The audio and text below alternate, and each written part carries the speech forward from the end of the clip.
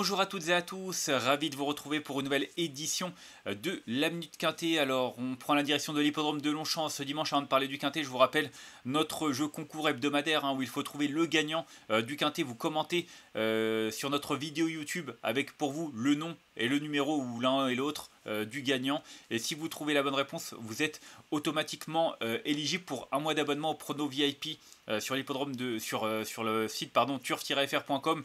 Si vous êtes plusieurs à avoir trouvé la bonne réponse, il y a un tirage au sort. Si vous êtes le seul à avoir la bonne réponse, vous êtes bien entendu automatiquement vous avez automatiquement ce droit à cet abonnement d'un mois au prono VIP. On va maintenant parler du Quintet qui aura lieu donc sur l'hippodrome de Longchamp. C'est le prix de la ville de Paris. Quatrième course du programme, une épreuve de handicap pour des poulains et pouliches de 3 ans, ce qui va compliquer un petit peu notre tâche. En tout cas, il y aura 16 concurrents en lice sur le parcours de 1600 mètres sur la piste en gazon, sur la grande piste, le parcours du mile. Quatrième course qui est prévue aux alentours de 15h15. On a vraiment de drôles de profils au départ de ce quintet. On l'a vu, les quintets pour 3 ans ces derniers temps, c'est pas forcément une sinécure. Celui-là ne déroge pas à la règle. J'ai quand même retenu en tête de ma sélection le numéro 5 Acto, qui a joué de malchance fin mars du côté de Chantilly. Il a terminé 9ème d'un quintet, mais cette tentative était vraiment meilleure que ne l'indique son classement. Alors c'était Maxime Guillon, là c'est Tony Picon, mais Tony Picon a déjà eu l'occasion de s'illustrer en compagnie de ce pensionnaire de Fabrice Chappé. Pour moi, au vu de ce qu'il avait montré auparavant lors de sa rentrée à Saint-Cloud, il a la marge, il a les capacités pour remporter une telle épreuve. Il avait déjà montré de bons moyens à l'âge de 2 ans. Donc voilà, le fait que le terrain soit bon souple, ça va également être un avantage pour lui. Et pour moi, il fait partie des concurrents capables de lutter pour la victoire.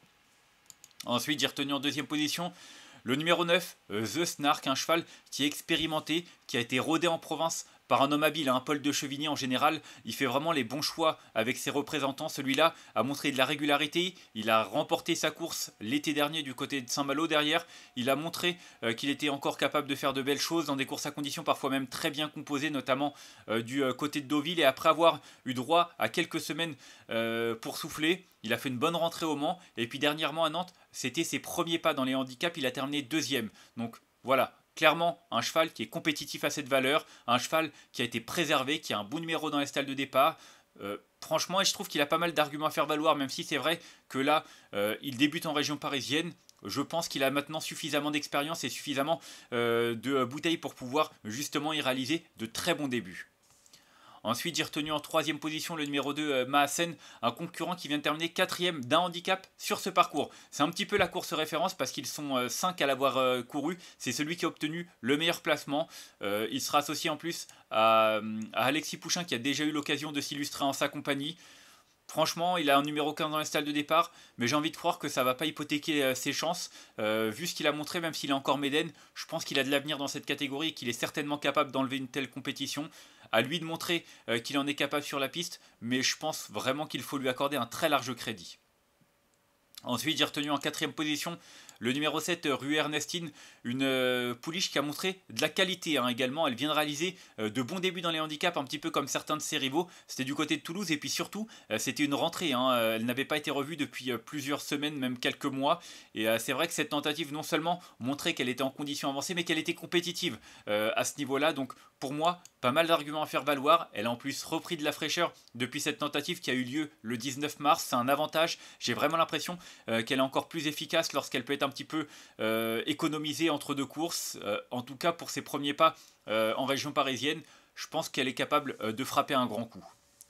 Ensuite, j'ai retenu en 5ème position le numéro 10, Ziggy Star, un cheval qui est en constant progrès depuis qu'il a été, j'allais dire orienté dans cette catégorie, mais en fait, il avait couru handicap fin d'année dernière pour une 8ème place. Derrière, il a repris le chemin des courses à conditions, se montrant vraiment assez plaisant à plusieurs reprises. Et puis, dernièrement, il a ouvert son palmarès dans un handicap du côté de Lyon-Paris. Alors, il est en valeur 33, il a été pénalisé, mais je trouve qu'il l'a fait avec une certaine marge de progression. Il est associé à Dorian Provo qui s'entend bien avec lui. Alors même s'il a été pénalisé, qu'au niveau du poids c'est peut-être moins évident, je trouve qu'au vu de son profil, il est capable de repousser ses limites. Et pour ses débuts en région parisienne comme d'autres, je trouve qu'il a les moyens, pourquoi pas, de créer une jolie surprise. En tout cas, moi je l'ai retenu en 5ème position.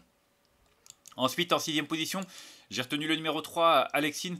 C'est un poulain qui a montré de la qualité. C'est certainement l'un des plus expérimentés, peut-être même le plus expérimenté au départ de cette épreuve, puisqu'il a déjà couru pas mal de fois, 13 fois. Il a couru plusieurs fois en handicap, montrant qu'il était compétitif en valeur 37. Il compte même une 5e place dans un quintet disputé il y a de cela un mois et demi, 2 mois, du côté de Chantilly. Donc voilà, un cheval qui pour moi va encore progresser. C'est vrai que dernièrement c'était seulement 6e de la course référence derrière Maassen ou Summerblow.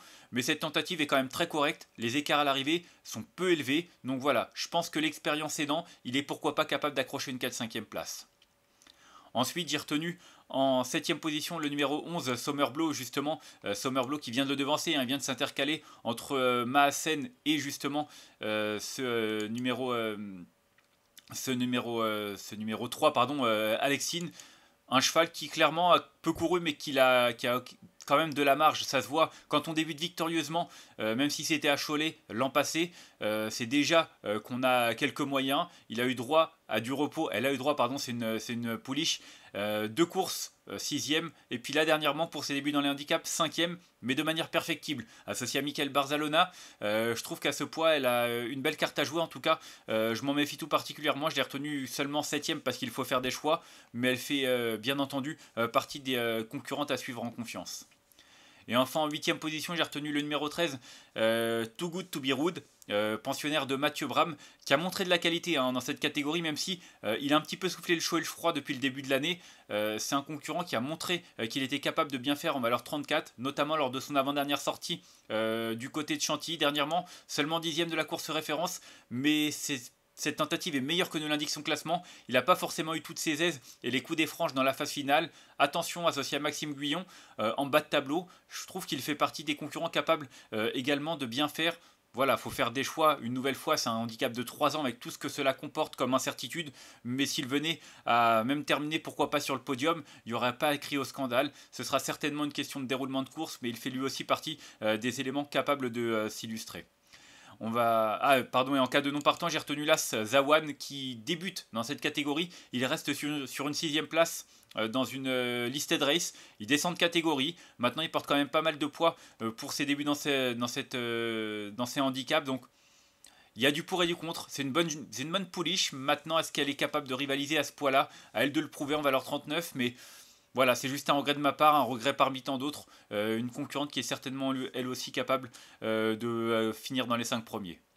On va faire un petit récapitulatif de ma sélection avec le numéro 5 que j'ai retenu devant le 9, le 2, le 7, le 10, le 3, le 11 et le numéro 13. Et en cas de non partant, l'As.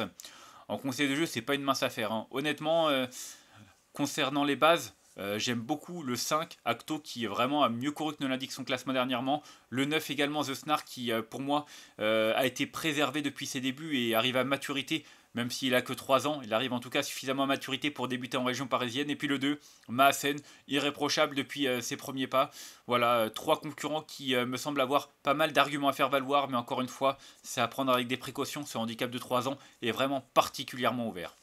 On va se quitter là-dessus. Moi, en tout cas, je vous remercie d'avoir suivi cette nouvelle édition de la Minute Quintet. Si vous avez aimé cette vidéo, n'hésitez pas à la liker, à la partager ou encore à vous abonner à notre chaîne YouTube en cochant la petite cloche pour être au courant des prochaines vidéos. On se retrouvera lundi, ce sera du côté de Vichy pour le meeting de Trot qui va être lancé du printemps sur les bords de l'Allier. D'ici là, je vous souhaite une excellente journée, de bons jeux à tous. Bye bye.